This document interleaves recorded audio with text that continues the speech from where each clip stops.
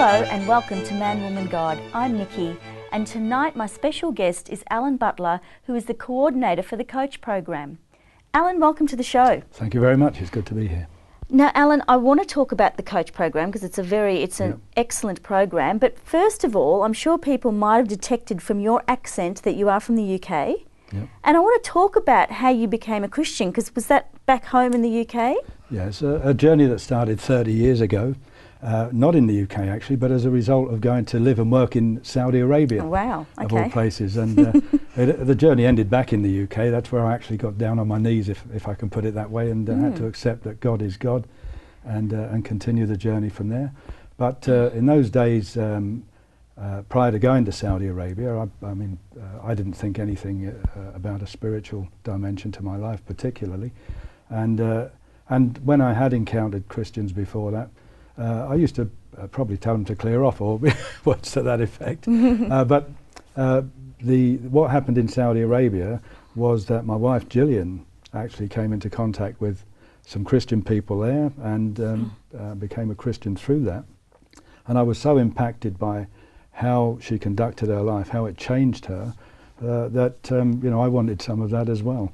And so in a sense we started our journey together 30 years ago, and we've continued since then. I didn't think I would actually, last the pace. It took me a couple of years actually to come to that place of, surrendering my life to God, because I probably felt underneath it that, it would be a 5-minute wonder or something like that. I'd tried lots of things before, seeking for answers, and so I did take time, and I took my, research. That I read a lot. C.S. Lewis was a instrumental, I guess, in me coming to a place of surrender in God. Wow. So what were you doing exactly in Saudi Arabia? I was selling computers in those days. Okay. And that was an interesting job, selling computers. We often worry about putting computers into nice clean conditions. I mean, in Saudi Arabia there was sand and dust and all sorts of things, and they actually worked in spite of it. So I spent 3 years there, and then returning to England, I actually joined a company, that a publisher, a Christian publisher, Lion Publishing, and that allowed me to travel around the world actually selling Christian books. So in a sense I was on a fast track with my early Christian walk. I met lots of other Christians and authors in many countries, and actually that did make a really big impact on me. Okay, so now you've got 3 boys, they're all grown up, and a few of them have got children of their own. But back in the UK, you and your wife actually were part of a drug and rehabilitation program. You weren't part of it, but you actually helped out. Yeah. So tell me how you got involved in all of that. Well, I guess going back to our early Christian walk, we'd been Christians for about 5 years. And we went to a conference actually, and there was a sort of a prophetic element to this conference. We didn't fully understand what a prophetic word meant in those days. Right. We'd never heard one particularly, and so when a couple with a prophetic gift came to us and said that we would reach inaccessible places and snatch people from the flames. Wow. And the picture they had was that of a fireman on one of those extending ladders that reach up to the top of roofs and so on, and people would recognize the authority that we had was in Jesus. And this had a profound impact on us.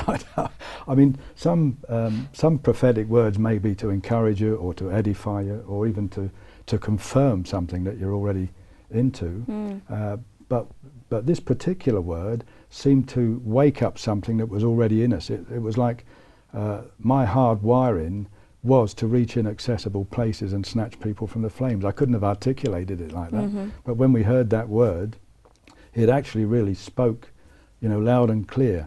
And what had been sleeping was all of a sudden woken up. We didn't actually know what that would look like, to be honest. I mean, we thought, where are these inaccessible places? Are they places where the gospel, isn't spoken about, for various reasons, or is it into some area that we can't get into? I mean, what did it look like? And but it did actually direct our steps. I mean, that was such a profound transition, a turning point for us, that we actually started to seek that out, and maybe the steps we took from that point onwards really led us into working with recovering heroin addicts and ex-offenders to get them back into the community. And that was partly the journey that the church was taking at the time. We were a member of a small church then. And I guess the thrust of that church was a street level ministry. So that what we did was to meet up with people on the street. Some of them were addicted, some of them were lonely, some of them were homeless. And we actually started to understand more about their needs. And then, taking step by step, we actually started working with them more closely. We ran a structured day program to help people who were already in the community struggling with addiction to try and get back on track. And that led us into actually living on site in a rehab. It was actually a working farm. It was a beautiful location in Exmoor in Devon, and right in the hills with a river flowing through it. And we took men only there, living on the site, and it was part of a community. Actually, the men themselves, the residents who were recovering from addiction, actually ran the place. So so that empowered them in a way. Right. I mean, so I guess if it went wrong, you'd have sort of the inmates running the asylum type of thing. But if it goes right, it is really empowering, and we saw some lives really change. I mean, they're just dramatic changes. And one of the guys actually I worked with there, he came into that rehab having lived on the streets for 3 years, obviously got involved in a lot of crime. He came into the rehab like a wounded animal, with an electronic tag around his ankle. He decided that they were putting him in this rehab rather than prison, so he'd treat the place like it was prison. And it took him a long time to adjust, but he actually survived the program. This is a guy named Mark, and actually when he completed the program and moved back into the community, he used to come in at the weekends to help out. And I eventually asked him to come and live back on the site to help me run the program. He was managing the house. Amazing. I mean, he had been there and done it and knew all the tricks, right? So, Alan, we just have to take a break, but I want to come back with that story because that's a very, very interesting story. We'll be back in a few minutes.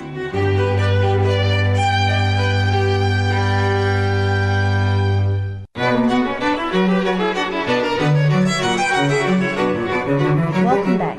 Now, Alan, before the break we were talking about a story that you were sharing about a man that was part of your drug and alcohol rehabilitation program. So tell me a little bit more about that. Well, Mark and I have worked together for 2 years helping to run the rehab. I mean, we didn't do it on our own. There's obviously a network of people around, community agencies as well as volunteers.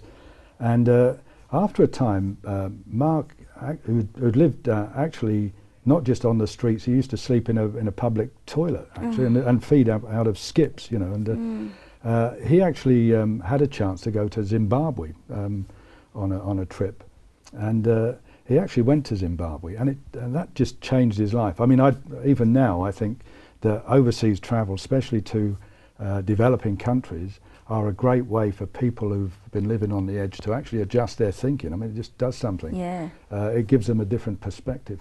Mark came back from Zimbabwe, and he said, "You know what? I'm going to spend the rest of my life in Zimbabwe." And I said to him at the time, "I think you've met a woman down there, haven't you?"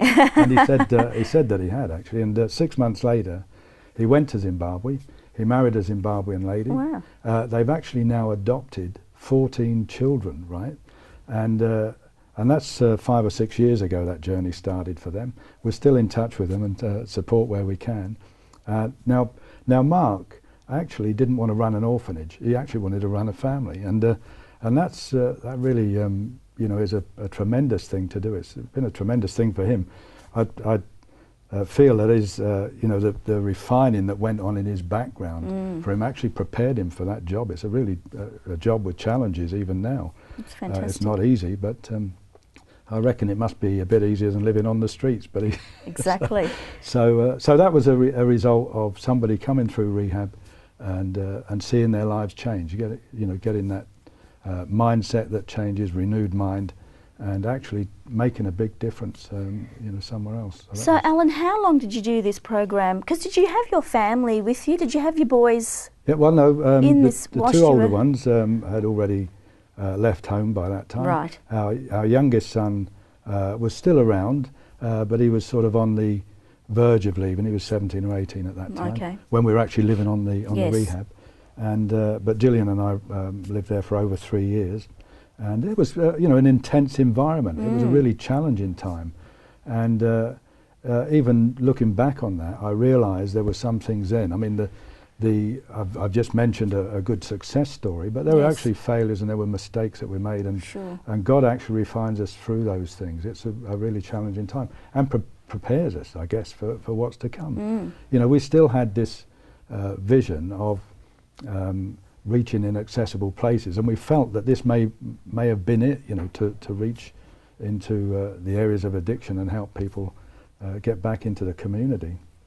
But we also had, just before this, before we actually moved into the rehab, a really big challenge on our walk with God. It was actually probably we were sort of 12, 13 years into our Christian walk, and I felt at that time that you know, where were we going with it? You know, we were doing stuff, we were doing good stuff, and you know, making a difference to some people's lives. But there seems to be something else. And the challenge that came to us at that time was to step out in faith. We had a nice house, and I'd had a job that you know, took me around the world. To step out of that and actually trust God for the journey. And I thought, I mean, this was such a strong impression at the time. And I thought to myself, I'm not doing that. I mean, that's crazy, you know. And I had friends saying, "Did God really say that?" You know, it's sort of like this sort of thing. And then I'm thinking, well, you know, why didn't you ask Jim to do that? He's on all that money, or Fred's got that big house, you know. But this was our journey actually, and we'd prayed that prayer, you know, God, I want to be sold out for you. And very dangerous prayer. It's a dangerous prayer. So. You know, don't do this at home, please. I tell you, unless you're really, you know, into where you're going with God. And even it took us probably a year to make that transition, to take that step, and we did step out. So even to this day, we don't own anything in that sense, not a house or whatever. So, but we've lived in some beautiful places actually since then, including this rehab. And I guess after 3 years, over 3 years living on the site of the rehab, we were actually looking to, at that time, to come and visit our son and daughter-in-law in Melbourne. We'd done that a few times before, probably 3 times in the previous 7 or 8 years to that. And we were looking to do that again. And it was one of those situations where we thought, you know, a month to Melbourne, that's all we could take out at the time, is just not long enough, you know, and it's costly and it's not long enough. And Gillian used to return from those trips thinking, you know, all over the place, oh, I had to leave the children behind and all that, when will we see them again? And I'm thinking, is it worth all the hassle? And we're dilly-dallying on setting the arrangements, and my son Scott asked me, you know, you haven't given me the flight numbers, Dad. I said, look, I don't think we're coming, you know. And then our daughter-in-law, Sarah, said, we don't want you to come for a month, we want you to come out for a year. They were actually developing their business at the time, and they wanted us to be part of that. And to be honest, we had to think about that and to pray about it, and thought, well, you know, what's important to us at this time of life? And family is actually an important value for us. And I think we sort of made that decision, say, yep, we can actually do this. This is part of our journey. Our family is important. We've been living in community, which is a sort of a way that we sort of projected those family values into our community around us, was to live on, you know, on site in a rehab at that time. And but our own family, you know, is also important. So, correct. And we hadn't, you know, been able to spend enough time with them. We were early adopters for Skype, you know, so we were in there as soon as we found out about that. But it's not the same as you know, being in there to give a hug and to you know, to be riding their hands on. So we actually came out to Melbourne for a year. We, you know, put that behind us. We didn't know what the future held at that time, and because we were here for a year, we just got involved in a local church, in Stairway Church. Alan, we have to take a break, but I want to come back and talk about that involvement because it involves Coach. Yeah. So back in a minute. We'll be back after the break.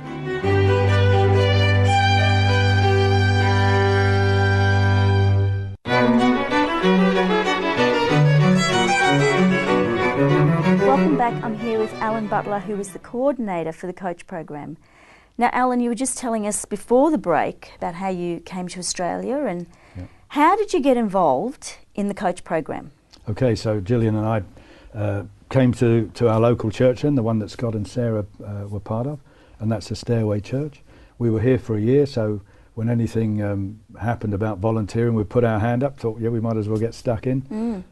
Actually, we arrived on the Thursday before the Black Saturday, so in February. We'd left London when it was sort of minus something, into 45 degrees or whatever, and then that tragedy started on the Saturday happened. And it was really quite overwhelming even for us then to sort of, what's going on? Yes. What are we doing? And the church at large, I guess, was mobilising to see how they could help with that. And we actually got involved in some volunteering to help people who were, suffered through that.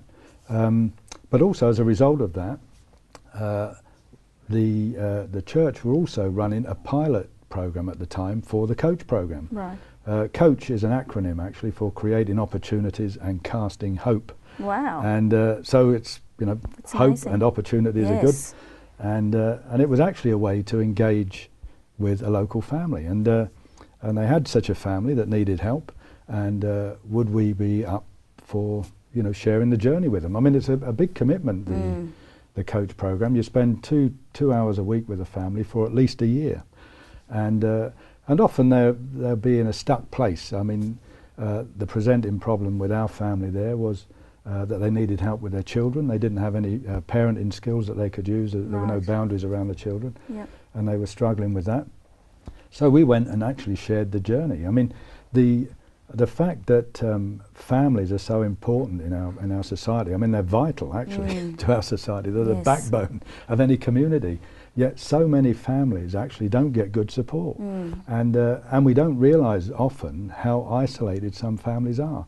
They don't have any extended family. They don't have, any parents to rely on, any grandparents to rely on, maybe aunts and uncles and cousins. I'm old enough to remember when, it did take a village to raise a child. I mean, I grew up in a community where my parents had lots of brothers and sisters who all lived locally, and we could walk there to grandparents and aunts and uncles, and actually even I'm the eldest of 5 children. Me and my brothers all went to school and had cousins in our class, so it was actually like that. But I mean, that's not going to return anytime soon, right? So how do we demonstrate how value for family out in the community? And I think one aspect of that is to actually develop this mentoring type role, this mentoring program, so that a mentor coming into a family, somebody from outside who doesn't share the baggage quite often of that family, is able to offer assistance and guidance and help families move forward. And I guess even with the family we met, it was strange how we sort of clicked. There was a sort of a chemistry, even a couple of old Poms, if you like, coming into the equation, and an Australian family there. We wouldn't have met any other way apart from this program. I mean, sometimes it was as simple as having a mentor there is like, we've got somebody to ask, am I doing okay? Is this all right? I mean, it's not rocket science, okay? No. The motto of the Coach program is to be a friend with a purpose. And I remember the second week into our relationship with the family, the guy phoned me up and he said, I've got a 1-month disciplinary letter from my company. What shall I do? I thought, wow. I mean, this guy had been a bit of a Jack the Lad. He sort of turned up at work when he felt like it and so on and so forth. And I suggested at the time, I said, look, if I was in your boots, I'd go and talk to my boss and ask him how to make the most of that month that he's given you. How does that sound? And he said, well, okay. He'd never had a conversation with his boss before, right? And his boss was actually delighted that he'd come to talk to him. Fantastic. And actually at the end of the year he got promoted. I mean, it's sort of a strange thing. And even this was 4 years ago now, but 6 months ago we invited this client to come on the coach conference. They wanted us to share a platform so the delegation could ask questions about how our relationship had gone and what had happened. And he actually did that. I mean, it was great. He said, I got so much out of that program. If any other churches are considering doing it, he said, I want to be there to say do it. So do other churches have this program? Other churches do have the program, and it's gradually being spread out. There's probably about maybe 20 churches. I don't know exactly how many. The coach program is operated from, if I can call it a head office, from Mount Martha. Okay. And individual churches can take up this program. It often means, an investment of time and money into, a coordinator and all the time to develop it. But some of the bigger churches are also now developing small hubs. When we started the program, we thought, how can some of the smaller churches get involved? Some of their congregation want to be mentors, and we actually act as I act as their coordinator actually in some of the. So how would people get in contact with this program? How would they go about searching you out? Well, they can find us on the website. Okay. Coach Community Mentoring. Right. We'll probably find a way. The particular organisation that I work with through Stairway Church is the welfare arm of Stairway Church. Okay. And which is Hilltop Foundation. Right. So we run a couple of programs for families. One is debt counselling, one is the mentoring, and Fantastic. Emergency relief and so on. So people can contact me, for instance, through Stairway. We get referrals in through community agencies, right, through other churches, through local schools. Fabulous. So it's sort of gradually building up, and it's helping a lot of families. Alan, before we go, because this is a fascinating program that you're running, but before we go, I just want to ask you, because you're an elderly man, and you've got children and you've got grandchildren. I just want a little bit of advice to people out there, because obviously to me, you're not going to be retiring anytime soon. Sure, yeah. What would you say to people out there at your age? Because this is a huge program that you're a part of. Yeah, it is. And obviously, it seems that you're going to be going on for a while in that. Yeah. What would you say to other people at your age who are thinking, well, what's God got for me? Has He got anything? I'm just going to retire and that's it. Sure. I mean, for me, I'm passionate about family, and I could actually spend my time with my family. But, yes. But more than that, how does that passion express itself out in the community? And it comes through, like, operating in this coach program. That has allowed me to do something I'm passionate about. I actually believe that the best is yet to come. Fantastic. For me. And even recently, I was actually considering this. What should I get involved with, and how much time have I got? And I just felt this, inner voice saying, think 20 years, and you can do a lot in 5 years, and you can do a lot in 10 years. But I think if you start to think further, many people do want to retire when they get to 65, say, but they don't need to. And if you can afford to travel, go travelling for sure. But there's plenty of opportunities to make a difference to. Often our mentors are my sort of age group, and they actually want to put back into the society. It sort of adds to the, I guess you'd call it, social capital of our society and our community. Alan, thank you so much for sharing and being on the show. We really appreciate it. Well done. Thank you very much. Well, that's all we have for tonight, but you can find us on Facebook, allmanwomangod.org. So from me, Nikki Cauchi, God bless, bye-bye.